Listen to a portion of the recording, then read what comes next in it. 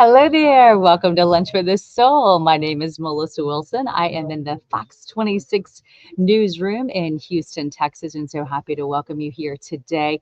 Wow, we have a real go-getter that you are about to meet. I feel like as we wrap up Breast Cancer Awareness Month, it's really important, ladies, to remember if you are over the age of 40, or if you have a family history, it would be even earlier, but by the age of 40, you need to be having those annual mammograms. Doctors really urge you to do that. And so does our next guest, because she skipped hers for a few years because of other medical things that she was going through. I'm going to let her get into that with you, but it's so important for us to just all band together and try to hold each other accountable, I think, to really make a difference in each other's lives. So let's welcome Tisa Alderete. Hello, Tisa. I'm so happy to Hello. see you again. Welcome.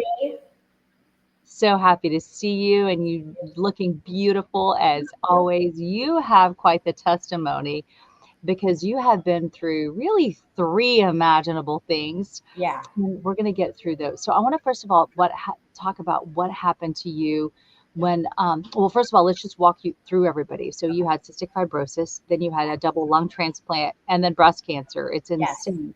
But let's just start with the beginning, because I want people to know what you've been through and then how you've been able to pull it all off. So you got cystic fibrosis diagnosis later in life than most people, I didn't you? did. I did. I was 16.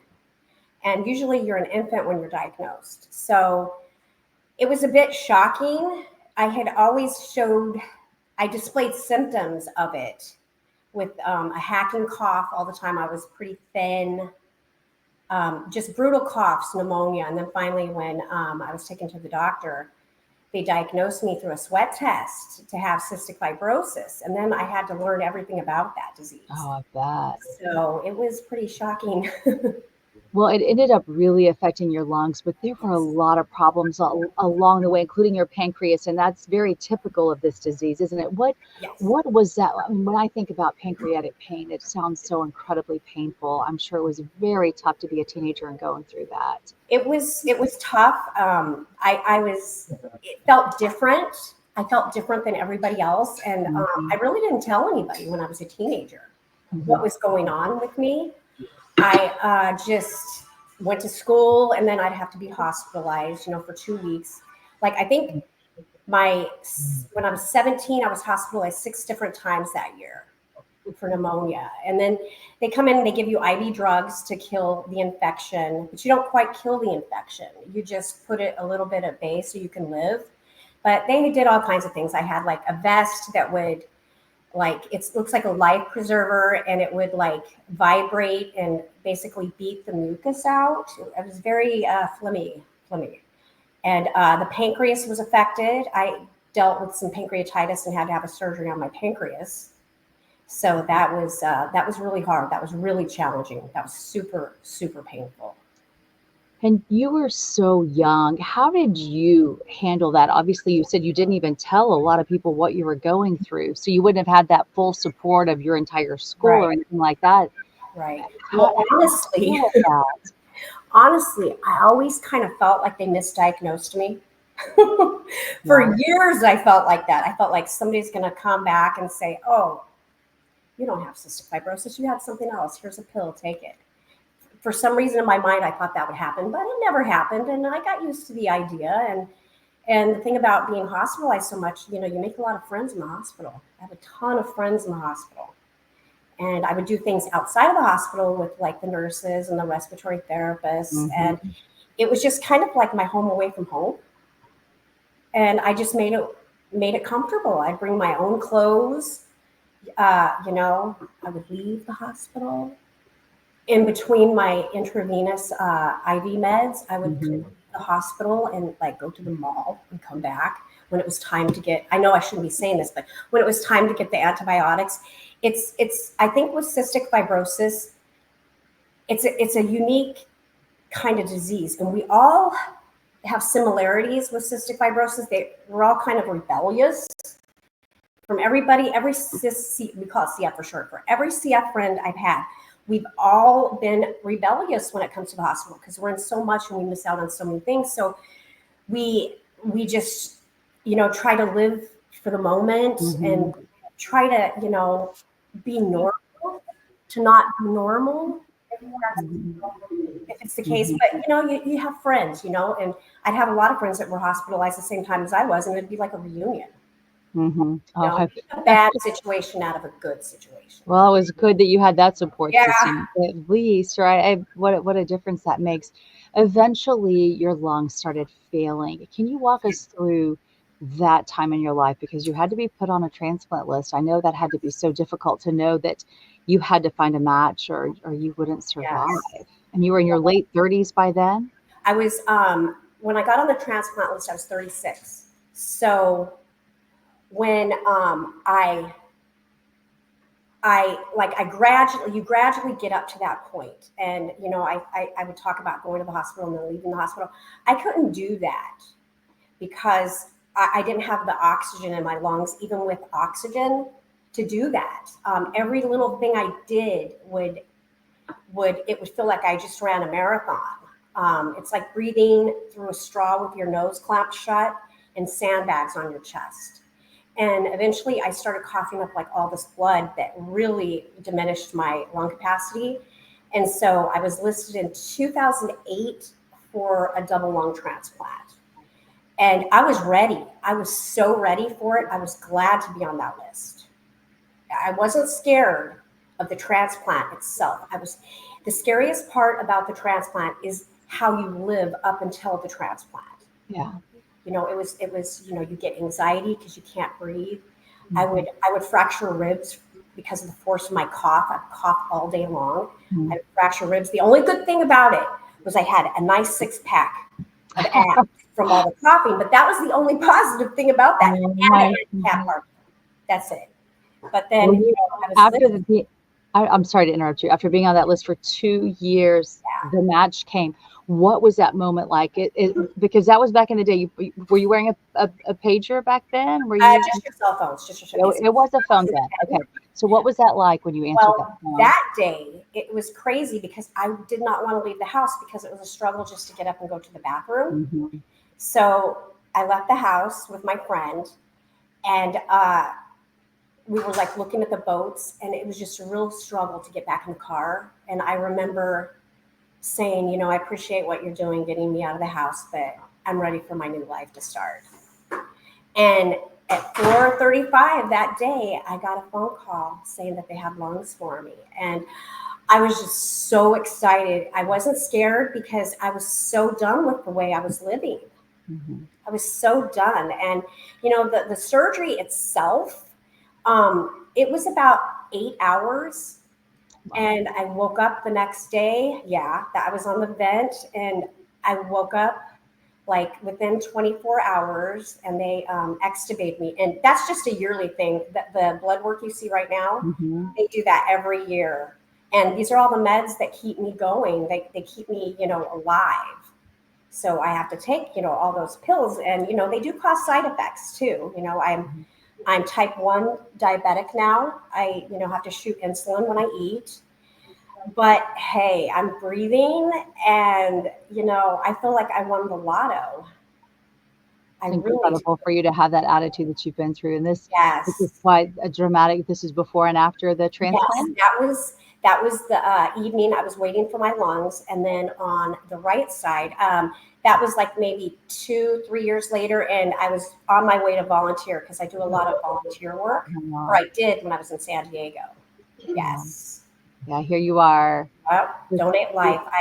I speak to I would speak to high school students and also college. I'd go into the college, and I would give the facts about organ donation, and then I would tell them my story. And a lot of people didn't believe that I was the one that had the transplant. I would say, I bet. yeah, it's crazy. And then that's the American Lung Association. I climbed that tower for 5 years in a row after my transplant until they stopped the event. And I spoke for them. I was a public speaker for the American Lung Association too. So I'm just trying to give back.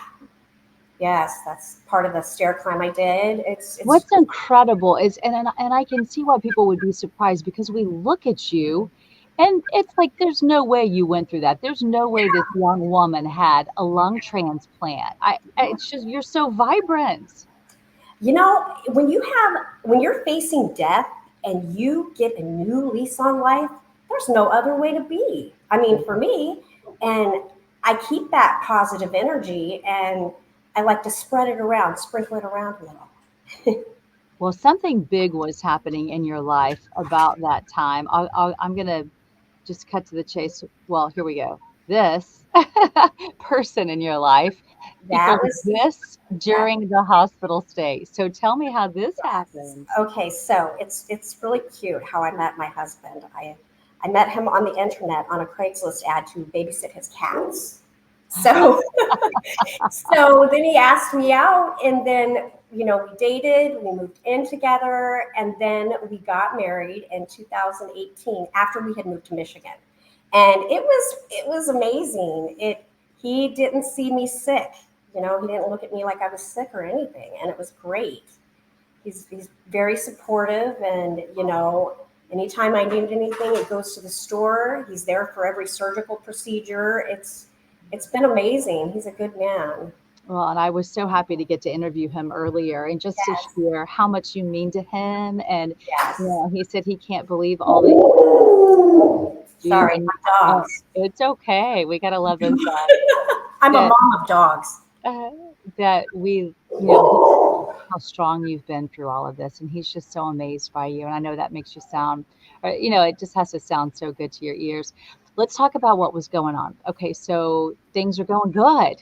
Things are going You've gotten great. your transplant, and then the unthinkable happened. And then the unthinkable happened. So we moved to Texas in 2022.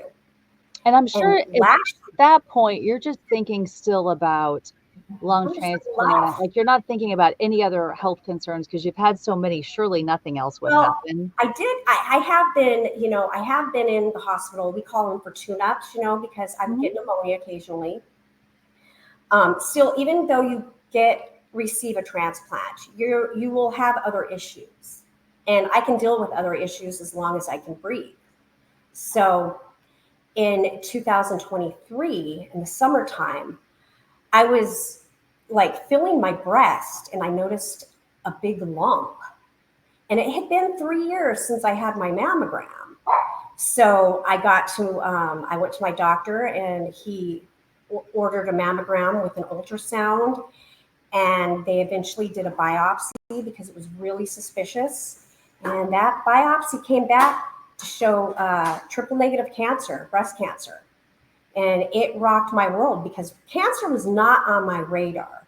I know with transplant, you're susceptible to more like other cancers because your immune system is suppressed. So I assumed it would be skin cancer, but breast cancer, it was pretty shocking. And so that's when I was sent to Memorial Hermann. They took great care of me. Dr. Burt was my surgeon. Mhm. She set me up. In fact, I was supposed to see somebody at the end of the month, an oncologist, and she said, "You can't wait that long." And she set me up with her oncologist, and I saw them that Monday. And let me tell you, I mean, game changer. And after I knew we had a plan, I was good with it. I was good with the cancer. It was relatively. I mean, it was small enough. It didn't spread to the any organs or anything. So I was really happy about that. So I said, well, I've got to tackle this, and I did 12 rounds of chemo.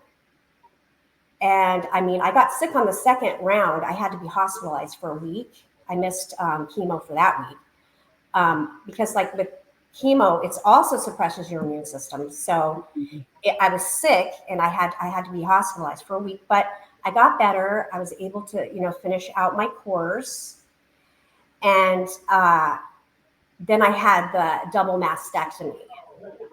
So yeah, that's And that's such a big surgery to go through, isn't it? yes. Like I had the option of just doing the one breast, but I talked to the surgeon, and with triple negative, there's a high probability of it coming back. Also, 10 to 15% of women, get this. So there's not a lot of options.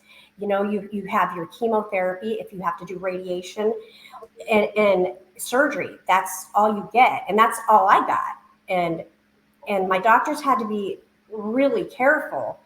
They, my oncologist had to talk to my transplant doctors and they talked to their oncologists. They had to find a, a cocktail of chemo that was suited for me, that it wouldn't put me into rejection, but it was just enough to shrink the cancer cells. And So what a blessing that doctors are able to figure that out and actually basically fit it to your body, right? I got to talk to your doctor from Memorial Hermann in love Dr. Cyprus. Love her.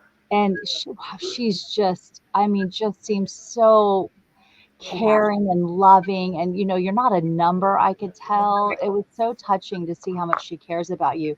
And one thing that she told me about you, and she says, I'm trying to think of the quote. It was something like, I would do anything if I could bottle up yours, being you, your positive energy and your positive attitude and all this, because she feels like that's why you have thrived. And she said, they could never imagine. They didn't know how you were going to do with this, but she said you've been sailing through it all, still taking oral chemotherapy, and you've done so well. And she does feel like your attitude made a world of difference. How do you do that? How do you keep that positive attitude year after year, decade after decade for you?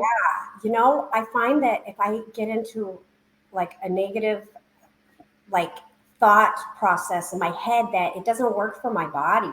It really doesn't. So sometimes I have to fake it till I make it, but it really helps. I would move around. I wasn't going to sit still on the couch when I felt bad. I would actually move, and it does something to your brain. And when I had the mastectomy, I was doing laundry the next day. I was moving. I wasn't going to just sit still, because you heal faster too. And, I do a lot of things. I drink a ton of water. I try to, eat healthy on occasions. Yeah, but I really try to be good to my body, but having a positive attitude is everything. It is everything, because you can defeat yourself. And I think if you have those negative thoughts, you could eventually die. You can put all this negative energy in your head and feed off of it and feel sick. And I wasn't about to do that. No way.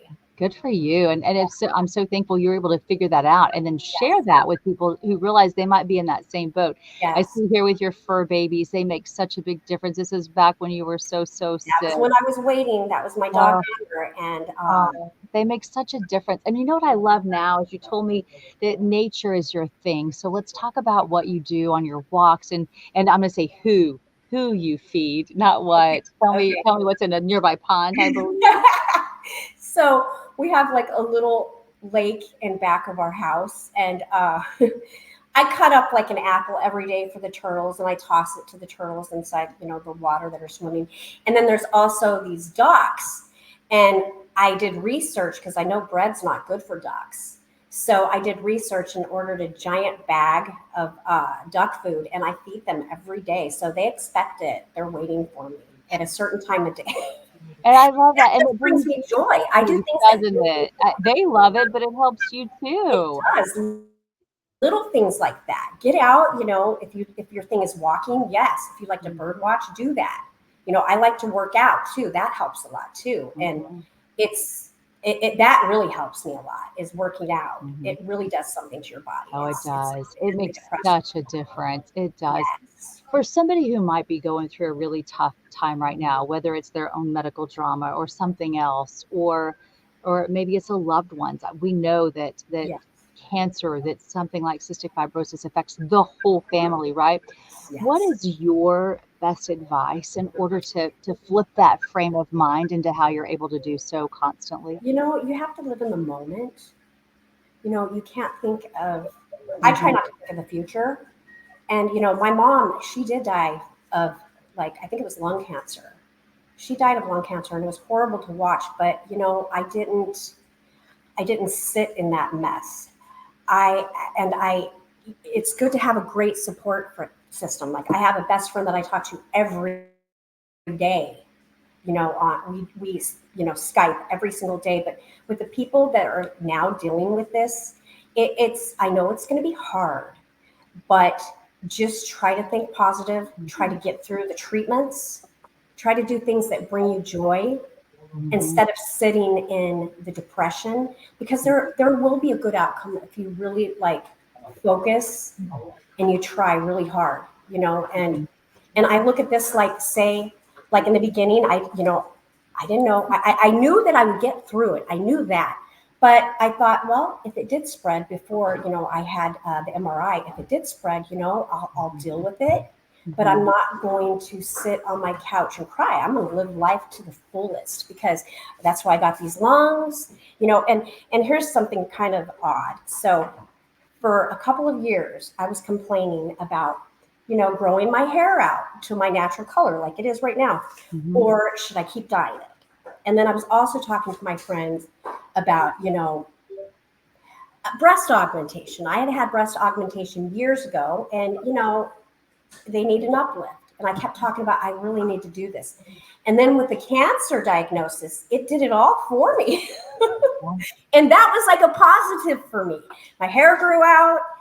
I'm getting, breast, surgery to fix all that. So, I thought that was a kind of a positive thing out of that. That's the kind of attitude we all need, right? And I guess as we wrap up here today, take home messages, don't skip the mammograms no matter what you're going through in No, life. 3 years, 3 years. Don't skip your mammogram. I was so silly. I just was living life, having fun, but you Mhm. can't skip those mammograms, ladies. Please. Yeah, yeah. Well, thank you for sharing your Yes. very personal story in order to try to help somebody else. And you're such a positive force, and we certainly appreciate you Oh, taking time out of your schedule to talk thank to us you. on Lunch for the Soul. Thank you for that. Thank you so much. All right, Tisa, it's an honor to meet you. You Bye. hang in there. Only good health from you from Only now. yes, Okay. absolutely. Okay. Thanks again. And I want to remind you all, if you joined us late today, or maybe you want to watch this a little bit later on in its entirety, you can always find us on Fox 26's YouTube or on our webpage. It's fox26houston.com. And another easy way is our Fox Local app, either for your cell phone or your smart TV. You look there, you will find it. And I hope to see you back here next week, same time, always Wednesdays and Saturdays at 1 o'clock. Have a beautiful day, everybody. And thanks again for being here. If you want to reach out to me, maybe you want to be featured here on Lunch for the Soul, I hope you'll find me, melissa.wilson@fox.com, the easiest way to find me. Have a beautiful day.